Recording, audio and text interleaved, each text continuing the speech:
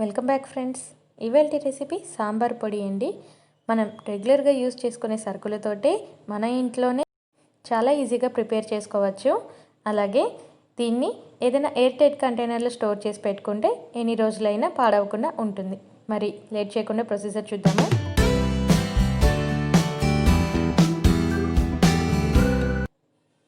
ముందుగా ఒక ప్యాన్ తీసుకొని దాంట్లోకి 1 కప్ శనగపప్పు, పచ్చి శనగపప్పు వేసుకోవాలి. అలాగే 1/2 కప్ కందిపప్పును కూడా వేసుకొని బాగా వేపుకోవాలి. ఇది ఒక 5 నుంచి 7-8 నిమిషాల వరకు వేపుకుంటూ ఉండాలండి. మీ లో ఫ్లేమ్లో పెట్టుకోవాలి. హై ఫ్లేమ్లో పెడితే కనుక పప్పు తొందరగా మాడిపోతుంది. ఇది వేపుతుంటే మంచి అరోమా వస్తుందండి. అలాగే లైట్గా కలర్ కూడా చేంజ్ అవుతుంది. అప్పటి వరకు వేపుకొని ఇది పక్కన పెట్టుకుందాము. ఈ పప్పు కాస్త చల్లారనివ్వాలి. చూడండి, కాస్త పప్పు కలర్ మారింది కదా. ఇప్పుడు దీన్ని పక్కన పెట్టుకొని చల్లారనిద్దాం. ఇప్పుడు అదే ప్యాన్లో ఒక 1/2 కప్ వరకు ధనియాలు బాగా వేపుకుంటూ ఉండాలి. ఇది ఒక 2 నిమిషాల పాటు వేపుకున్న తర్వాత దాంట్లోకి 3 స్పూన్ల జీలకర్రను వేసుకోవాలి.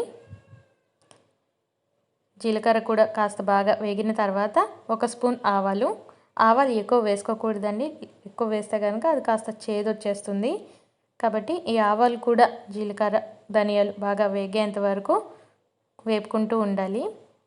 ఇది కూడా కాస్త మంచి అరోమా వస్తుందండి. అప్పటి వరకు వేపుకొని చూసారా, ఇలా కలర్ చేంజ్ అయింది కదా. ఇది కూడా పక్కన పెట్టుకొని చల్లారనిద్దాము. అలాగే అదే ప్యాన్లో ఒక 2 స్పూన్ల బియ్యం వేసుకుంటున్నాను. ఈ బియ్యం ఎందుకంటే సాంబార్ లిక్విడ్ కన్సిస్టెన్సీలో ఉంటుంది కదండి, కాస్త చిక్కపడటానికి ఈ బియ్యం హెల్ప్ అవుతుందన్నమాట. మీకు వద్దనుకుంటే ఇది స్కిప్ చేసేయచ్చు. బియ్యం కూడా పక్కన పెట్టుకున్న తర్వాత ఇప్పుడు అదే ప్యాన్లో 1 స్పూన్ మిరియాలు, మీకు ఘాటుగా ఎక్కువగా కావాలనుకుంటే ఇంకొంచెం మిరియాలు యాడ్ చేసుకోవచ్చు. కాస్త వేపుకొని దాంట్లోకి ఒక 3 నుంచి 4 రెమ్మల కరివేపాకును కూడా యాడ్ చేసుకోవాలి. కరివేపాకు ఇది మంచి అరోమా ఇస్తుందండి, మంచి స్మెల్ వస్తుంది. ఇలాగా డ్రైగా వేపుకుంటే కనుక ఇది పొడి పొడిలాడుతుంటుంది. దాంట్లో ఉన్న తేమంతా వెళ్ళిపోయేంత వరకు కరివేపాకు బాగా వేపుకోవాలి. ఈ కరివేపాకు అంతా కూడా బాగా క్రిస్ప్గా ఫామ్ అవ్వాలండి. చూసారు కదా ఇలాగా. ఇప్పుడు ఇదంతా కూడా పక్కన పెట్టుకొని చల్లారనిద్దాము. ఇప్పుడు అదే ప్యాన్లో కారానికి సరిపడా ఎండుమిరపకాయలు, నేను ఇక్కడ 12 ఎండుమిరపకాయలు తీసుకుంటున్నాను. ఈ ఎండుమిరపకాయలు కూడా 3 నిమిషాల పాటు లో ఫ్లేమ్లోనే బాగా వేపుకోవాలండి.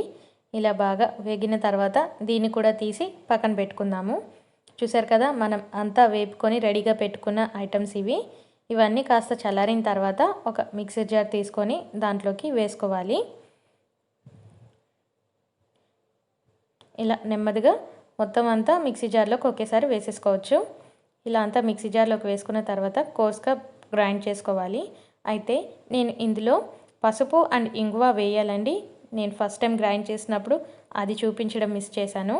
కాబట్టి నేను ఇప్పుడు మళ్ళీ చూపిస్తున్నాను. ఒకసారి కోర్స్గా గ్రైండ్ చేసిన తర్వాత దీంట్లోకి ఒక 1/2 స్పూన్ పసుపు, అలాగే 1 స్పూన్ ఇంగువను కూడా యాడ్ చేసుకుంటే మనకు సాంబార్ పొడి మంచి టేస్ట్ వస్తుందండి, కమ్మగా ఉంటుంది. ఇలా మెత్తగా పౌడర్ చేసుకోవాలి. చూసారు కదా, పర్ఫెక్ట్గా రెడీ అయిపోయింది సాంబార్ పౌడర్. దీన్ని ఏదైనా ఎయిర్ టైట్ కంటైనర్లో స్టోర్ చేసుకుంటే గనక ఎన్ని రోజులైనా పాడవదండి. అలాగే ప్రీవియస్ వీడియోస్లో ఇన్స్టెంట్ సాంబార్ ఎలా తయారు చేసుకోవాలో, అలాగే హెల్తీ ఇంగ్రీడియంట్స్తో రసం పౌడర్ని కూడా ఎలా తయారు చేసుకోవాలో మన ఛానల్లో చూపించానండి. ఆ లింక్స్ని కూడా నేను డిస్క్రిప్షన్లో మెన్షన్ చేస్తాను, ఒకసారి చెక్ చేయండి. మరి ఈ వీడియో కనుక మీకు నచ్చినట్లయితే ఛానల్ని లైక్ చేసి, షేర్ చేసి హెల్తీ అండ్ టేస్టీ రెసిపీస్ కోసం సబ్స్క్రైబ్ చేయండి. Thank you for watching.